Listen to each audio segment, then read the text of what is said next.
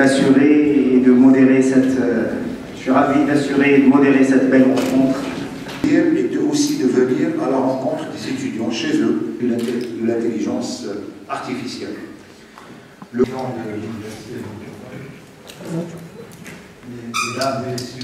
Le choix de la thématique, là aussi, contrairement aux apparences, c'est une thématique d'actualité parce que nous sentons le besoin de nous réapproprier la pensée des grands philosophes arabes qui ont inspiré toute la philosophie universelle occidentale, et donc il serait temps aussi aujourd'hui que nous réapproprions un peu cette pensée et en tirer les enseignements pour notre société actuelle, notamment placer l'homme au cœur de toutes nos préoccupations, donc toutes les valeurs humanistes, les valeurs égalitaires, les valeurs de justice sociale. Donc ce sont des valeurs qui nous concernent aujourd'hui. Donc ça serait bien de nous les réapproprier et que les jeunes prennent le relais pour pouvoir les perpétuer.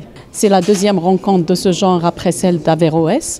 Donc celle d'Avicenne, c'est justement, on voulait savoir pourquoi ce philosophe, humaniste, mathématicien, médecin, grand médecin, n'est pas tellement connu dans le monde arabe. C'est-à-dire les gens savent qu'il a existé, mais on ne sait pas ce qu'il a fait. Et donc, nous voulions par cette rencontre quand même donner un peu déterrer un petit peu ce philosophe qui n'est pas connu chez nous, mais qui est connu de l'autre côté, c'est-à-dire en Iran, en Ouzbékistan, parce que c'est ça son pays actuel, c'est l'Ouzbékistan. Et c'est un homme qui mérite vraiment notre intérêt parce que c'était un immense inventeur.